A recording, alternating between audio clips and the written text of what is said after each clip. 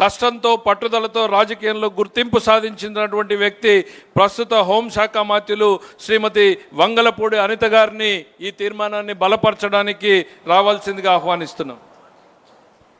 ధన్యవాదాలు సార్. జై తెలుగుదేశం. ఒక మహానుభావుడి రూపకర్త, ఇంకొక విజనరీ నాయకుడి కార్యదక్షత, క్రమశిక్షణ, ఇంకొక యువ నాయకుడి భవిష్యత్ ప్రణాళిక, వీళ్ళ ముగ్గురిని కూడా నడిపిస్తున్న పార్టీ కోసం ప్రాణ త్యాగానికైనా సిద్ధపడే కార్యకర్త, అన్నీ కలిపితే తెలుగు జాతి గర్వపడే తెలుగుదేశం పార్టీ. ఆ తెలుగుదేశం పార్టీ ఏటేటా జరుపుకునే ఈ మహానాడు నిజంగా ఒక పండుగ, ఒక జాతరనే చెప్పాలి. ఈ మహానాడు అనేది ఒక రాజకీయ సభ కాదు. ఈ మహానాడు అనేది ఒక బల ప్రదర్శన కాదు. ఈ మహానాడు అనేది తెలుగు జాతి గురించి పెట్టిన పార్టీకి దిశానిర్దేశం ఇచ్చుకొని ఈ రాష్ట్ర భవిష్యత్ ప్రణాళికను ఏ విధంగా తీసుకెళ్లాలని చెప్పడానికి ఉపయోగపడే ఒక సభ అని చెప్పి మనందరం కూడా తెలుసుకోవచ్చు. ఈ కార్యక్రమంలో తెలుగు జాతి ఉన్నంత వరకు తెలుగువారి గుండెల్లో ఉండే యుగ పురుషుడు అన్న నందమూరి తారక రామారావు గారికి పాదపద్మములకు నమస్కారాలు సమర్పిస్తూ ఈరోజు ఈ కార్యక్రమానికి నవ్యాంధ్ర శిల్పి, కోట్లాది ప్రజల ఆశాదీపం, ఒక విజనరీ నాయకుడు, ఆ రోజు ఎన్టీ రామారావు గారు ఆత్మవిశ్వాసంతో ఉండాలి, ఆత్మ గౌరవంతో ఉండాలి, ఢిల్లీ నడివీధుల్లో తెలుగు వాళ్ళు నిలబడేటట్టు చేయాలి అనుకుంటే అదే ఆత్మగౌరవాన్ని ముందుకు నడిపిస్తూ అదే ఆత్మవిశ్వాసంతో ఈరోజు ఢిల్లీ నడివీధుల్లోనే కాదండి, ప్రపంచం ఏ మూలకెళ్ళి జై తెలుగుదేశం అంటే నలుగురు బయటకు వస్తారు జై తెలుగుదేశం అని. ఆ రకంగా క్రియేట్ చేసిన గౌరవ విజనరీ నాయకుడు, మనందరి అభిమాన నాయకులు, జాతీయ పార్టీ అధ్యక్షులు నారా చంద్రబాబు నాయుడు గారికి, నిత్య విద్యార్థి నారా చంద్రబాబు నాయుడు గారికి, అదేవిధంగా నవశకానికి నాంది పలికిన వ్యక్తి. ఈరోజు ఈ మాట నేను పర్టికులర్గా చెప్పాలి, ఎందుకంటే జాతీయ వర్కింగ్ ప్రెసిడెంట్గా ఎన్నికైన తర్వాత మొట్టమొదటి మహానాడు చేస్తూ ఉంటే ఈరోజు నెల్లూరులో మహానాడు కొంచెం క్యాన్సిల్ అయింది. మనందరం కూడా ఇలా ఈరోజు వర్చువల్గా చేయాలి అని అనుకునేటప్పుడు నేను కొంచెం బాధపడ్డా. అయ్యో, ఫస్ట్ టైం లోకేష్ బాబు గారు వర్కింగ్ ప్రెసిడెంట్ అయిన తర్వాత మహానాడు చెప్పుకుంటున్నామే, ఈరోజు ఇలా అయింది ఏంటి అనుకుంటే దానికి 10 కాదు 20 ఈరోజు మహానాడు రాష్ట్ర వ్యాప్తంగా 14 లక్షల మంది తెలుగుదేశం పార్టీ కుటుంబ సభ్యుల మధ్యలో జరుగుతుందంటే లోకేష్ బాబు గారు వెరీ బ్లెస్డ్ అని చెప్పి మనందరం కూడా తెలుసుకోవాలి, మనందరికీ కూడా తెలుస్తుంది.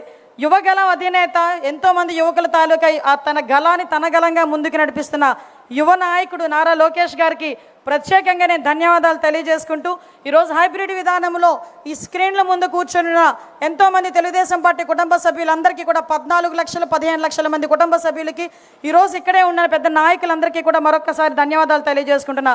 ఈ వేదిక సాక్షిగా అత్యంత ప్రాధాన్యత కలిగిన రాజకీయ తీర్మానంలో బలపరిచే అవకాశం, ఒక సామాన్య కార్యకర్తని అనుకునే చెప్పే కానీ ఒక సామాన్య టీచర్ని, ఒక సామాన్య కార్యకర్తని, ఎక్కడో వెనకాతల ఎటువంటి రాజకీయ నేపథ్యం లేదు, వెనకాతలు ఎక్కడ ఆర్థిక బలం లేదు, అంగబలం లేదు, కేవలం ఒక టీచర్ ఏం చదువుకున్నావమ్మా అని ఆ రోజు రాజకీయాల్లోకి తీసుకొచ్చి ఈరోజు హోమ్ మినిస్టర్ స్థాయిలో నుంచోబెట్టడమే కాకుండా అత్యంత ప్రాధాన్యత రాజకీయ తీర్మానంలో బలపరిచే అవకాశం ఇచ్చినందుకు తెలుగుదేశం పార్టీ కార్యకర్తలకే కాదు నాయకుడికి పాదాభివందనం చేసుకుంటూ ఈ అవకాశంలో మీ అందరికీ కూడా తెలియాలి.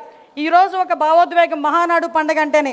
మహానాడు పండుగ ఈరోజు మనం ఏసీ రూమ్లో కూర్చొని మాట్లాడాం, కానీ ఇంతకుముందు మహానాడు పండుగ అంటే కిలోమీటర్ నడవటానికి తుండిగుడ్డలు, పసుపు గుడ్డలు, చేతులు చవటలు తుడుచుకుంటూ వచ్చిన సందర్భాలు మనం మర్చిపోలే. ఈ రోజు అక్కడ ఏం భోజనాలు పెడతారో భోజనాల గురించి మేము రాలేదు. మండు టెండర్లు, రోహిణీ కార్తెలు అంటే బండరాయలు కూడా పగిలిపోయి ఎండలో సైతం మహిళలు కూడా పుట్టింటికి వచ్చామని ఆనందంలో తీసుకొచ్చే పరిస్థితిని కూడా చాలా సందర్భాల్లో మనం చూసిన సందర్భం. అటువంటి మహానాడు ఈరోజు మహిళలకు అంకితం చేసిన ఘనత కలిగిన నా నాయకుడు నారా చంద్రబాబు నాయుడు గారికి ఆంధ్రప్రదేశ్లోనే కాదు తెలుగు మహిళలందరి తరపున నేను ధన్యవాదాలు, నమస్కారాలు తెలియజేసుకోవాలి. ఈరోజు మహానాడు తెలుగు మహిళలకు అంకితం చేస్తున్నామని చెప్పాం, కానీ ఆ రోజు నందమూరి తారక రామారావు గారు పార్టీ పెట్టినప్పుడే ఆ రోజు నుంచి ఈ రోజు వరకు మహిళలకి ప్రాధాన్యత కలిగించిన వ్యక్తి. ఆ రోజు మహిళలకి ఆ రోజు మనందరికీ తెలుసు, ఆస్తిలో సమాన వాటా హక్కు ఇవ్వాలి అని చెప్పి పుట్టింటిలోనే కాదు అత్తింటిలోనూ కూడా గౌరవం పెంచిన ఘనత తెలుగుదేశం పార్టీది. ఆ రోజు పద్మావతి యూనివర్సిటీ ద్వారా మహిళలను విద్యకు దగ్గరగా చేయాలి అనుకోవడం, కానీ రాజకీయాలకు ఎక్కడో వంటింటి కుందేలుగా ఉండే మహిళలను బయటకు తీసుకొచ్చి రాజకీయాలుగా ముందుకు తీసుకెళ్లాలని చెప్పి ఆ రోజు స్థానిక సంస్థల ఎలక్షన్స్లో రిజర్వేషన్లు కల్పించడం, కానీ మళ్ళీ తిరిగి ఈరోజు చట్టసభలలో సైతం 33% రిజర్వేషన్ని ఎవరు కల్పించినా కల్పించకపోయినా దేశం మొత్తంలో మొట్టమొదటిసారిగా మహిళలకు అవకాశం ఇస్తున్న ఏకైకమైన పార్టీ ఏదైనా ఉందంటే అది మన తెలుగుదేశం పార్టీ. విమర్శకులకు ఒకటే హెచ్చరిస్తున్నా, విమర్శకులకి సవాల్ ఇస్తున్నా, మహిళల ఓట్ల బ్యాంకుతో గెలిచేము, మహిళా సాధికారత సాధిస్తామనుకున్న ప్రతి ఒక్క పార్టీ కూడా ఎస్ మా బాటలోకి రండి, మా బాటలో అనుసరించి మీ సత్తా ఏంటో చూపించే పరిస్థితి రావాలని చెప్పి నేను కోరుకుంటున్నా. మీ అందరికీ తెలుసు, ఆ రోజు మున్సిపల్ కర్ణాల వ్యవస్థల నుంచి ఆ రోజు బయటకు తీసుకొచ్చి మాండలిక వ్యవస్థల నుంచి ముందుకు తీసుకొచ్చి ఆ రోజు గ్రామీణ వ్యవస్థ నుంచి కూడా రాజకీయాలు పరిచయం చేసిన ఘనత, ఆ రోజు 2 రూపాయలకి కిలో బియ్యం ఇచ్చిన, ఆ రోజు పెన్షన్లు ప్రవేశపెట్టిన, జనతా వస్త్రాలు ఇచ్చిన, హౌస్ స్కీమ్ ఇచ్చిన, ఈ రాష్ట్రంలో మొట్టమొదటిగా సంక్షేమం అన్నది అలవాటు చేసిన, సంక్షేమం అన్నది చూపించినా కూడా మొట్టమొదటి పార్టీ తెలుగుదేశం పార్టీ. అటువంటి 44 సంవత్సరాల చరిత్ర గల తెలుగుదేశం పార్టీ ఎన్నో ఆటుపోట్లు ఎదుర్కొంది, ఎన్నో అవమానాలు ఎదుర్కొంది. కానీ ఏ రోజైతే అదే లెగసీని ముందుకు తీసుకెళ్ళడానికి తన భుజ స్కంధాల మీద ఈ తెలుగుదేశం పార్టీని వేసుకున్నాడు ఈ మహానుభావుడు చంద్రబాబు నాయుడు గారు. ఎన్నో అవమానాలు పడ్డారు, ఎంతోమంది ఎన్నో మాటలు పడ్డారు, అయినా కూడా ఎక్కడ కొంచెం చెక్కు చెదరలే. ఈరోజు నన్ను నమ్ముకొని కొన్ని కోట్ల మంది కార్యకర్తలు ఉన్నారు. ఆ కార్యకర్తలకి న్యాయం జరగాలి, ఈరోజు మన రాష్ట్రాన్ని బాగు చేయాలి అని 1995లో ఆయన మనకు ముఖ్యమంత్రి అయిన తర్వాత సుమారుగా 2004 వరకు ఆయన తీసుకున్న సంస్కరణలు చూస్తే నిజంగానే తమ్ముడు మొన్న ఆది అన్నాడు ఎన్నో సినిమాలు తీయచ్చు, అందులో సినిమాలు తీశారు కూడా. ఆ రోజు ఉమ్మడి ఆంధ్రప్రదేశ్లో విజన్ 2020 విజన్ పెట్టారు. నేను చెప్పానప్పుడు నేను చదువుకుంటున్నాను సార్, మీ 2020 విజన్ టైంలో మీ 2047 విజన్కి మీ మంత్రివర్గంలో నేను ఒక మంత్రిగా ఉన్నాను సార్, అదే నా అదృష్టం అని చాలా సందర్భాల్లో సార్కి చెప్పా. జన్మభూమి కార్యక్రమం అన్నారు, క్లీన్ అండ్ గ్రీన్ అన్నారు, ఇంకుడు గొంతులు అన్నారు, డ్రిప్ ఇరిగేషన్ అన్నారు, విద్యుత్ రంగంలో సంస్కరణలు తీసుకొచ్చారు, ఐటీకి ప్రోత్సాహం ఇచ్చారు. అటువంటి సంస్కరణల నుంచి ఈ రోజు వరకు జన్మభూమి కార్యక్రమాన్ని కాదు, శ్రమదానం కార్యక్రమాన్ని చేశారు. 1995 నాటికి పరిస్థితి ఏందిరా అంటే జీతాలు కూడా ఇచ్చుకోలేని పరిస్థితుల నుంచి 2004 వరకు చూస్తే ఆ రోజు ఆంధ్రప్రదేశ్ని ఐటీ హబ్గా మార్చిన ఘనత కలిగిన నాయకుడు మన నాయకుడు. ఆ తర్వాత పార్టీ మారింది, ఆ తర్వాత ధనయజ్ఞం అన్నారు, ఏదోదో యజ్ఞాలు చేశారు, అవినీతి చేశారు. ఆఖరికి 2014 సరికి మళ్ళా మొత్తం భ్రష్టు పట్టించి మళ్ళా తిరిగి తీసుకొచ్చి దానికి యాడ్ అయింది రాష్ట్ర విభజన. అటువంటి రాష్ట్ర విభజన యాడ్ అయిన తర్వాత అటువంటి సందర్భంలో ఈ రాష్ట్రాన్ని బాగు చేయగలిగే ఏకైక నాయకుడు చంద్రబాబు నాయుడు గారిని తలచిన ఆంధ్రప్రదేశ్ రాష్ట్ర ప్రజలు మళ్ళీ తిరిగి ఒక పట్టం కడితే ఆ రోజు కిరీటం అనుకోలే, ముళ్ళ కిరీటంలా భావించిన పరిస్థితి. అదొక ముళ్ళ కుర్చీ. ఎందుకంటే 16,000 కోట్ల రూపాయల లోటు బడ్జెట్ ఒకవైపు అయితే, ఒకవైపు నుంచి జనాభా ఎక్కువ, ఎక్కడ వనరులు ఉన్నాయో తెలియదు, కూర్చోడానికి కుర్చీ లేదు, చెప్పుకోవడానికి రాజధాని లేదు, ఏం చేయాలో తెలియని పరిస్థితుల్లో, ఎటువైపు వెళ్ళాలో తెలియని పరిస్థితిలో ఆ దార్శనికత కలిగిన నాయకుడు తాలూకా నాయకత్వం, ఆ విజనరీ నాయకుడు తాలూకా నాయకత్వం మనకి ఆ రోజే ఒక అమరావతిని తీసుకొచ్చి పెట్టింది, ఆ రోజే ఒక పోలవరానికి తీసుకొచ్చి పెట్టింది, ఆ రోజే పోలవరం కూడా ముందుకెళ్ళిన పరిస్థితి కనిపించింది.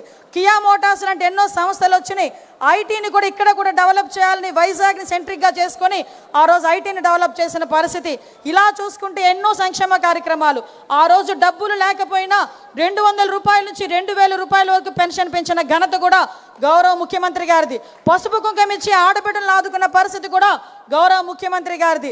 ఆ రోజు నుంచి ఈ రోజు వరకు కూడా మనం చూసుకుంటే ఎన్నో సంస్కరణలు తీసుకొచ్చారు. తర్వాత స్టార్ట్ అయిందండి అసలు బ్యాండ్ బాజా. ఏ దిష్టి తగిలిందో తెలియదు కానీ ఆంధ్రప్రదేశ్ రాష్ట్రానికి ఏదో అంటారు కదా, ఏ చెడుపు తగిలిందో తెలియదు కానీ ఆంధ్రప్రదేశ్ రాష్ట్రానికి 2019-24 నిజంగా చెప్పాలంటే ఒక డిస్ట్రాక్షన్. ఎలాంటి డిస్ట్రాక్షన్, ఎలాంటి విధ్వంసం అంటే ఇందాక చాలామంది నాయకులు చెప్పారు విధ్వంసం ఎప్పుడెప్పుడు విన్నామా అని. కానీ ఏ రోజైనా 2014లో సీఎంగా ముఖ్యమంత్రి చంద్రబాబు నాయుడు గారు సంతకం పెట్టేది పెన్షన్ల సంతకం పెట్టారు. 2024లో కూడా మొట్టమొదటి సంతకం మెగా డిఎస్సీ మీద, అదేవిధంగా ల్యాండ్ టైటిలింగ్ యాక్ట్ మీద, అదేవిధంగా మన పెన్షన్స్ మీద పెడితే ఈ మహానుభావుడు గొడ్డలిపాటి నాయకుడు ఆ రోజు ప్రమాణ స్వీకారం చేసిన తర్వాత అతను చేసిన మొట్టమొదటి పని ఏందిరా అంటే ప్రజావేదికని కూల్చడం. ఎంత సైకో కాకపోతే అదే ప్రజావేదికలో కూర్చుంటాడంట, అదే ప్రజావేదికలో ఐఏఎస్ ఆఫీసర్లతో మీటింగ్ పెడతాడంట, బయటకు వచ్చి దీన్ని కూల్చేయండి అని చెప్పాడంటే ఆ రోజు నుంచి సైకో పరిపాలన కొనసాగింది అని చెప్పడానికి అది మొట్టమొదటి ఉదాహరణగా మనం భావించవచ్చు. ఆ రోజు మొదలైన విధ్వంసం మన చంద్రబాబు నాయుడు గారి ఇంటి దగ్గర తాళ్ళతో గేట్లు కట్టారు. ఆ రోజు మేమందరం కూడా ప్రత్యక్ష సాక్షులమే. మన చంద్రబాబు నాయుడు గారు ఏదైనా విషయం మీద పోరాటం చేయడానికి మన సీఎం గారు వెళ్తే ఆఖరికి ఎందుకు ఇవన్నీ గుర్తు చేస్తాడు, గుర్తు చేయాలి, మనం మర్చిపోకూడదు. మనం పడిన గాయాల్ని, మనం పడిన దెబ్బల్ని మనం మర్చిపోతే ముందుకెళ్ళలేం. ఇది నా నాయకుడు నాకు చెప్పిన నీతి. కాబట్టి మీ అందరికీ కూడా ఈరోజు చెప్పాలని ఉద్దేశంతోనే చెప్తున్నా. ఒక 5 నిమిషాలు టైం తీసుకొనైనా. ఎందుకు చెప్తున్నానంటే ఆ రోజు కట్టిక నేల మీద ఎయిర్పోర్ట్లో ఎన్నో సందర్భాల్లో కూర్చున్న ప్రత్యక్ష సాక్షులు మేము ఇక్కడ ఉన్న వాళ్ళందరం కూడా అదే రోజు ఎన్నో అవమానాలు పడ్డారు. ఎంతోమంది నాయకులను జైల్లో పెట్టారు. ఎంతోమంది నాయకులు ఇళ్ళ దగ్గరికి వెళ్ళి కూల్చేశారు. ఆ రోజు పరదాలు ఉన్నాయి, చెట్లు కొట్టే పరిస్థితులు, ప్రివెంటివ్ అరెస్టులు, హౌస్ అరెస్టులు, ఎట్టు చూసినా గగ్గోలు. అమరావతి కావాలని రోడ్డు మీదకి వస్తే ఆడబిడ్డల్ని బూటి కాలుతో తన్నిన సందర్భాలు. ఇది ఏంటి తప్పు అంటే మాస్క్ అడిగిన పాపానికి సుధాకర్ని పిచ్చోడిని చేసిన సందర్భాలు. ఇది ఏంది అని అడిగితే డ్రైవర్ సుబ్రహ్మణ్యాన్ని చంపి డోర్ డెలివరీ చేసిన సందర్భాలు. వీటన్నిటి గురించి పోరాటం చేస్తున్నామంటే మాలాంటి వాళ్ళ మీద కూడా అట్రాసిటీ కేసులు పెట్టిన సందర్భాలు. అటువంటి సందర్భంలో నిజంగా ఒక్కగానొక్క కొడుకు ఈ సందర్భంలో నేను నారా భువనమ్మకి నేను థ్యాంక్స్ చెప్పాలి. ఎందుకంటే ఏ తల్లి చెయ్యని ఆ రోజు ధైర్యం ఆ తల్లి చేసింది ఈ రాష్ట్ర ప్రజల గురించి. ఏమండి